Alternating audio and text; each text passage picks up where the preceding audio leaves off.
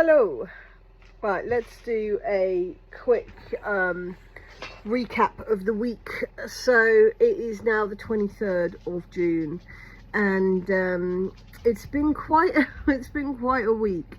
So at the beginning of the week, we had the South African delegation head to Ukraine and get held up in Poland, which was like wholly embarrassing, really, for everyone. The Polish did themselves no favours on the world stage, and I think very much solidified themselves as puppets of the West, which Poland actually has the choice not to be, because it's in the east of Europe, which I found very weird. If I was Poland, particularly if I was Poland, I would be seeking to be as diplomatic as possible, because things aren't looking good for Europe. Europe is in a recession. It looks like it's going to be a particularly deep one. And there is a lot of positive stuff going on to the east of Poland. Obviously not directly to the east, because that's Ukraine, but over in Russia, Middle East, Africa, all these places are kind of getting together, and Poland could be a part of that and have chosen not to be. I've also been very concerned with the kind of attitude that I seem to be getting more and more from Polish people, who say things like, without Poland, you'd all be speaking German, and these other very American cliches about the Second World War. I'll talk a bit more about the Second World War in a minute. Now, along with the South African trip, and I think it's really interesting and important that we kind of look at it in relation to what happened. So they go to Poland, they're treated poorly.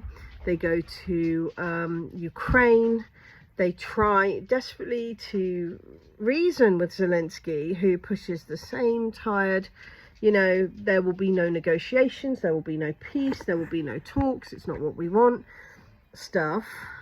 And they are subjected to a false flag attack, which the Ukrainians claim has come from Russia. Now, I don't really know what the purpose of that was.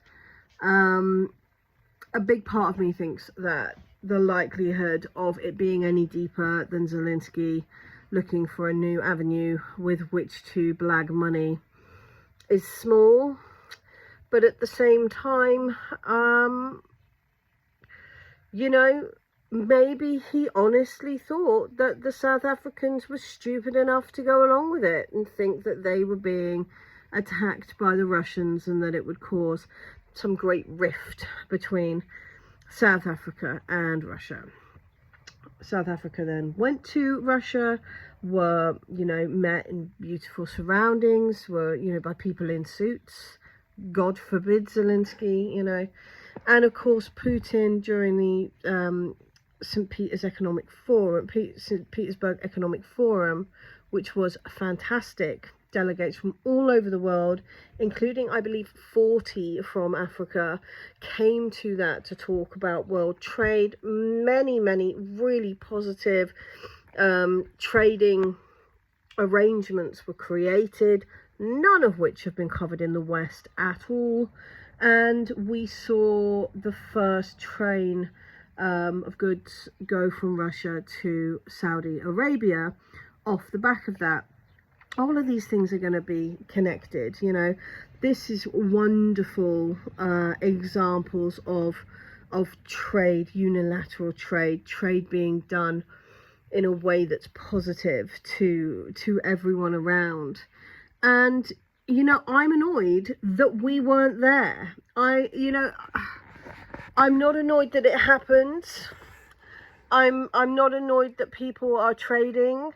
I'm annoyed that we're not part of it, because we could be and we're not, and we're choosing not to be. Okay, so if Africa, India, Asia, all these countries, all these continents are gathering to make positive trade with each other, and through that, and I think above anyone Putin understands, through that is where you seek peace. you know, where you have positive trade relations with your neighbours and with the people around you, you're going to have peace. And I'm sad that we aren't a part of that, you know. It's a shame. So, huge difference. And they did have a meeting about Ukraine in St. Petersburg, and obviously some questions were asked by the Africans. And Putin produced a document that he said outlined the agreement that had been reached in Istanbul and had been, you know, been accepted by the Ukrainians, and that the Russians were going to make some changes to it and send it back, but in, you know, preliminary stages it looked like there wouldn't need to be a war at all. And then, as we all know, Boris Johnson turned up, and that ceased to be. Now, we've all known this for a year, you know, the rumours have been there, the evidence has been there, but for Putin to produce this document, and I've seen a few people online say, well, why hasn't he produced it before? And I think, you know, do you not see who this man is? This is not a man who is dancing to anybody's tune.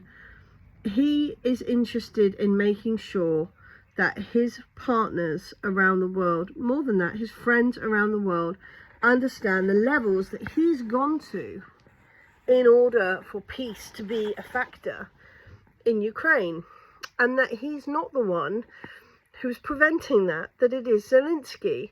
And off the back of the Polish just remarkable lack of diplomacy, and of course Zelensky's age-old we want it all or nothing at all, let's carry on throwing men to slaughter vibe, it was stark. It really was, to see Putin talk and say, we didn't want this, we've done Minsk 1, we've done Minsk 2, before that the Budapest Memorandum, which, you know, having looked at it and having looked at Minsk 1 and 2, which I know heavily involved Putin, you know, in the writing of, I believe he was also heavily involved in the outline of the Budapest Memorandum. You know, he's made his point very clear, and I think that the South Africans and anyone else that's borne witness to that will go away with no, you know, it's essentially strengthened Russia's ties with the rest of the world and removed doubt that they're, you know, imperialist, bloodthirsty warmongers. So that's kind of what's been going on in Russia. Positive trade, trains, you know, good diplomacy.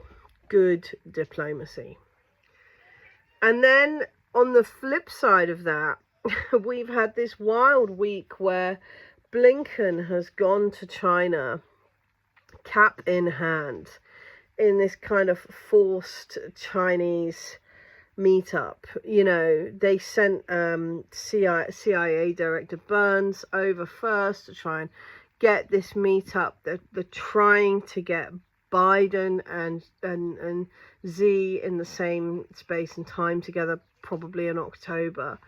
And Blinken's gone over and been put through this harrowing set of interviews with various different Chinese delegates before he's even been allowed an audience with Xi, and eventually has come out and said, look, you know, we stand by the one China policy, nothing's changed for us, this is what we want and believe in. So the Chinese got everything that they wanted, and clearly there were a lot of reasons why the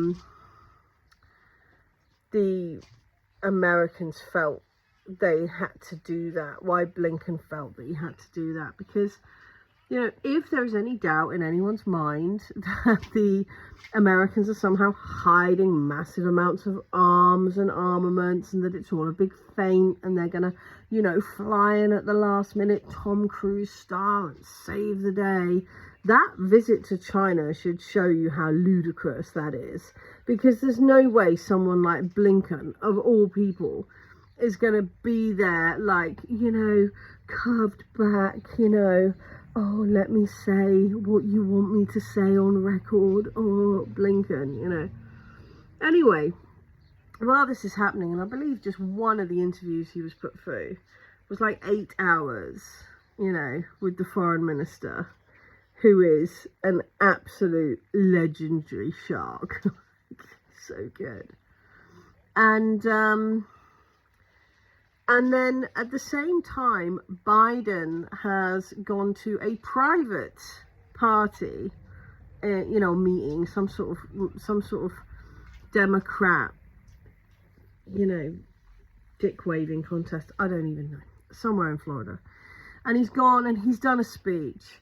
And I don't know whether it was off-piste or whether it was, you know, written or whatever, but he called Xi a dictator, which is hugely insulting and completely untrue.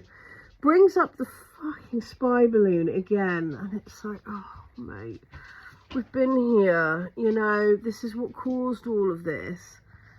You've got John F. Kennedy who's saying, Robert F. Kennedy, who's saying, hey, you know, even during the Second World War, people were able to phone each other, and we have this war going on and nobody can pick up the phone. Biden will not speak to Putin. Xi will not answer the phone to Biden. It's like, you know, diplomacy is tanked. Anyway, so he stands up in front of these people and he says, Xi's a dictator that doesn't know where his stuff is, and we've had to shoot down this balloon that's got a boxcar full of kit in it, spy kit in it, just bringing up all this stuff which really should have just been left to the wayside. But what's really interesting to me is not that this doddery old man said all of that, because that can kind of be written off as like Biden being Biden. Do you know what I mean? He's like, the best description I've had of him was from Warren, my friend on TikTok at The Real Truth, who said, you know, he's very much like Ricky Gervais's dad in Afterlife. You know, he just kind of says stuff now without thinking because he's too old to really care. But the fact is that the White House printed it. So this private speech that was done to private members of the Democrat Party, they printed him calling Xi a dictator. So while Blinken is over in China trying to rebuild the contact so that Blinken and Xi can have a conversation with each other and try and, I don't know, maybe not have a world war. Instead of that, we have this, I would consider to be sabotage by the White House. And I think what it shows, this is nothing about Xi. I mean, the Chinese are furious, as you can imagine. They've put a lot of work into speaking to Blinken. And as far as I can gather, what they've gone away and said is, you go back to the USA, put your money where your mouth is, and stop saying things that invariably end up to just be gone back on, you know, because they have proven themselves to be wholly untrustworthy, the Americans, to the Chinese. Anyway, so he's gone over and done this. A couple of theories that I've heard. One is that Biden has heard about how Blinken's been treated and has then gone off the charts abusive. It's not even the only thing he said that was quite abusive about Xi. He came up with some bizarre backstory about flying over Tibet with him and how he was bigging up America, something just nuts. Anyway, but what is interesting is that the White House have printed it. So, whether it's just Biden, which I very much doubt, I imagine that there's more of them, there are people at the White House who are in flaming great big rows of each other over how to deal with China. You've got people who are saying, even if we want to go to war with China, we can't afford to, we don't have the ammunition to, we don't have the equipment to, we're bogged down in Ukraine. And then you have the other side who, and I don't know whether it's pure Western arrogance, it's stupidity, or it's just plain under representing what the Chinese are and what they can do, but who are insistent that we don't have positive relations between China and the US. It's crazy. So there's obviously some big arguments going on there, which is a real mark of a failing empire. It is, you know, you don't want to be having these kind of public rows with people in your own department. That should at very least be behind closed doors. So you have this going on. Then we've had the 11th sanction package, which includes things like semiconductors and includes things like various electronics, and also sanctions Germany and I think a couple of other countries away from getting crude oil through the Druzhba pipeline from Russia, which is obviously going to have real impact on Germany. That's the reality, and that's a real problem. So again, you've got this 11th sanction package. The first 10 didn't work, so let's have an 11th, and I think that's going to be a real problem for Europe, more a problem for Europe. You've got Vilnius coming up, and then you also have a situation where Russia has said that there's been 2 missile attacks on Crimean bridges, which seems to have come as the counter-offensive, or offensive rather, has drawn to a stop. Putin himself said that the counter-offensive had begun going very slowly, that in the beginning they were throwing masses of troops and ammunition and armaments towards the Russians, and now they're tending to do the same tactics that they used to, which is in smaller groups and kind of pushing forwards if they can and getting beaten back. But actually what they've done behind the scenes is start attacking Crimea again. And there's been 2 explosions on bridges, both apparently with Storm Shadow missiles, one on a disused bridge and one on a very much used bridge, which the Russians, I imagine by now they've got it up and running. It seemed to cause surface damage, if that. But what is interesting is that the Russians very clearly said, if Crimea is attacked, we will attack the decision-making centres of Kiev, and actually that's NATO. You know, those are NATO centres. So that's a real escalation that I think we all need to be aware of. But what I did want to talk about in this video mostly is that yesterday was the 22nd of June. And that is the day that the Russians remember the sacrifices given in the Great Patriotic War. And we don't mark it here in the UK, or in fact I believe in America or anywhere in Europe. And I want to kind of speculate on why. And I want to kind of bring it back slightly to perhaps why we're seeing this situation that we're seeing today. Now, I've talked many times about how it must feel to be Russian and to have had the Great Patriotic War touch you in the way that it has. Every Russian family lost somebody or knows somebody who was lost because of that war. It's a huge part of Russian culture, and it's something that they pay homage to and that they remember and they vow will not happen again. 8 million Soviet troops died in the Second World War, and a further 19 million civilians died in the Second World War. There are enormous monuments built to the victims of the war, and unlike the West, they remember all of them.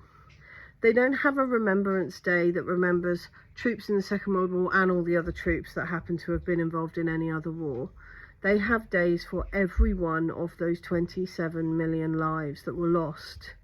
It's very different to how we look at things here. Now, when the Germans first announced that they were going to allow German tanks to cross the Polish border into Ukraine to kill Russians, I said that it would change drastically the way that the Russians viewed the war. And I was right. Because to the Russians, this is unimaginable that this would be happening again, that the West would be attacking them again in this way. And whether we see it like that or not, the Russians do see this as the West attacking them again in the same way that happened in the Second World War. For President Zelensky to issue for 4 Soviet statues to fallen Soviet soldiers and people to be removed on Remembrance Day says an awful lot about what sort of man he is, and sends a powerful message to Russia. I wonder whether it is just Western arrogance that stops us from being aware of how many lives the Russians gave for us to not live under the Nazis, allegedly.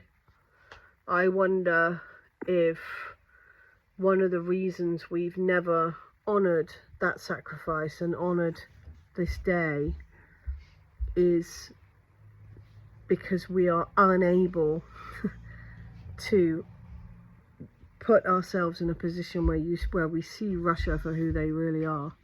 The people who, like it or not, prevented Nazism from running through Europe. And when I think about this war, and I think about the inanity of attempting to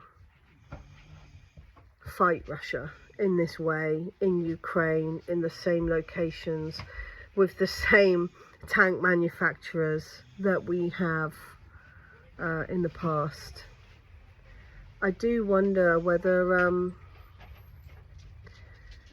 we realise what it is that we're asking of Russia and what it is we are putting on them.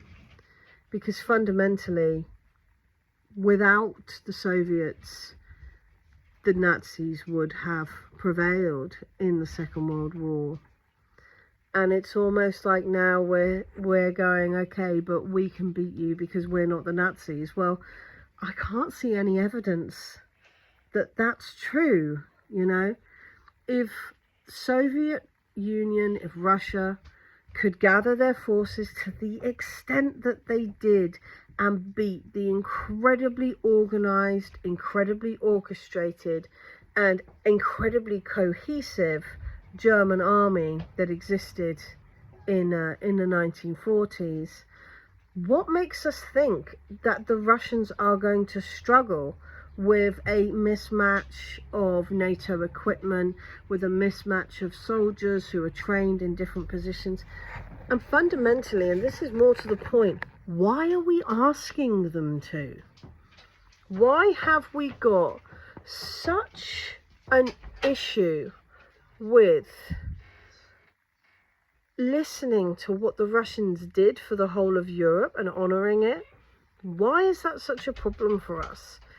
And I honestly believe moving forward that this is the very basis of diplomacy.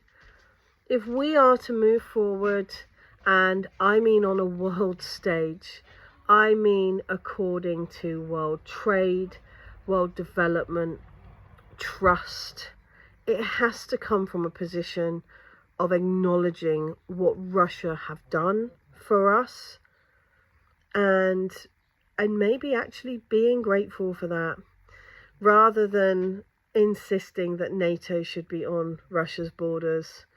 I heard a quote this week, and it was one of the South African delegates, and they were talking about Africa in general, and they said it is hard to put into words how poorly NATO is seen in Africa. So why would we be surprised at Russia not wanting such an organization with such a reputation on its borders? Is it such a bad thing that they've asked for denazification and a neutral zone around their borders? I think that we all need to consider that. I really, really do. Now, there's been some other movements this week. Biden spouted a lot of stuff about rebuilding the Quad, and I believe he's just not quite capable of understanding nuance when it comes to the Indians, who are very skilled diplomats now. And I think he will struggle to pull any sort of defensive or military force together that will wish to subjugate China in its own sea. But we will see what comes of that. And also, of course, in light of all of that, we have the horrific migrant boat wreck that happened off the coast of Greece, where 750 people lost their lives. And while that while they were still pulling bodies off the beaches, we seem to care more about 5 billionaires that may or may not still be alive, who had chosen to go down to the bottom of the ocean in a not fit for purpose submarine. And I said this on my TikTok, but I'll say it again here. I think it's because the majority of the people in the West see themselves more in line with billionaires than we do with migrants who are fleeing for safety. Given that, according to most European standards now, America is considered to be a third world country.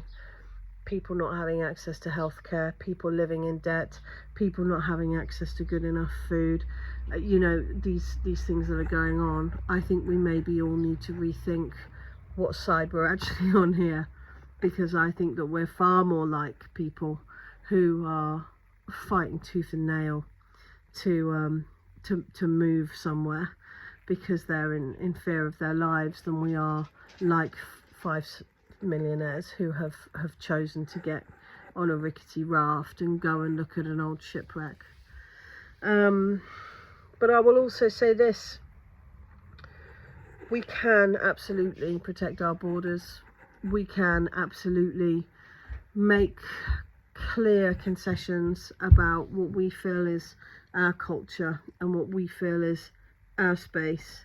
But in order to do that, we have to stop bombing the world, arming separatists, creating these wars and funding them. And we probably actually have to cap in hand pay some repatriations for the damage that we've done, particularly in Syria and Libya, which are still so awful that it's hard even for either Russia or China to go in and work, which they're trying to do in earnest.